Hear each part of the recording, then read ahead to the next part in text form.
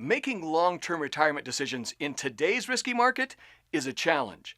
That's why so many smart, logical retirees in Chandler are making the move for their 401k and IRA rollovers to licensed retirement specialist and fiduciary Steve Jurich with IQ Wealth Management in Scottsdale. Steve is a Kiplinger contributor and host of the popular daily radio show Mastering Money on Money Radio. Let's listen in on a recent broadcast. At any point throughout, you can visit our website by clicking the little circle with the I in the top right corner. Mastering Money is brought to you daily by best-selling author and wealth manager Steve Jurich. Hey, how you doing, everybody? Steve is founder of IQ Wealth Management in Scottsdale, an independent registered investment advisor and fiduciary with asset custodian Fidelity Institutional. Steve is a local hometown advisor with national resources working with him and is part of an integrated financial network providing a solid succession plan, including Sterling Capital with more than $52 billion under management and more than 35 CFAs. He is the designer of the Black Diamond Dividend Strategy.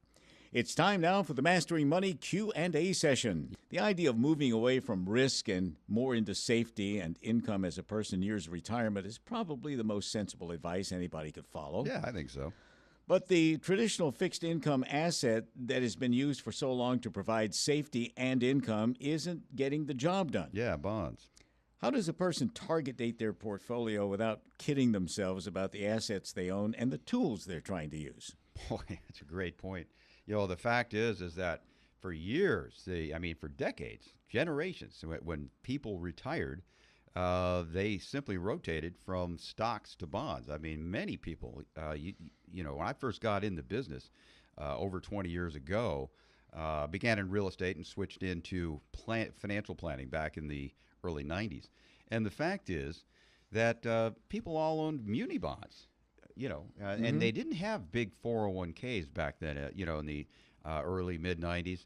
They were starting to get them, but more and more, the people who have larger 401ks now, 300,000 to $1 million, they were people who were in their 20s, 30s, and 40s back during the 80s and 90s.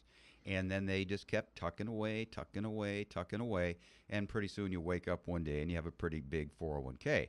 The old idea used to be make all you can all you make, and then sit on your can. That was what retirement was, right? And you basically would switch over into bonds, and munis were paying 5% tax-free outside of an IRA. Inside an IRA, people were buying government bonds, 6 to 10%. I mean, it really was just back in the 80s and 90s when all the textbooks that a lot of financial advisors, I even hear on the radio, are talking, when they actually recommend bonds and bond funds. What are you thinking about? I mean, the fact is that a bond, you have to look at it and forget the terminology for a moment. Would you want to own an instrument right now paying you 0.25 of a point to 2.5%? If 2.5% is if you lock in for 10 years. And if interest rates go up in the general economy, if Yellen's activities or anybody else's go up, that you would lose money. I mean, if you're a logical person, why in the world would you own a bond fund or bond ETF right now? The fact of the matter is that this could be the 1929 of the bond market. We're just sitting here kind of hovering in this low interest rate range. But in a target date fund, what they do, of course, is give you a percentage of what? Bond funds. These things can be poison. And the fact is that you are sitting there accepting 20, they give you a date, and then you get, say, 55% stocks, 45% bonds if you go by the book. Don't go by the book. Go by your risk tolerance and time horizon. Use your logic. If you're an engineer, if you're a professional who has been gathering money and accumulating money all these years, don't shut your brain off. Turn it on and say to yourself, what in the world would I want that big pile of bond funds for? So the fact is that it is absolutely a correct statement what you said there, Ken.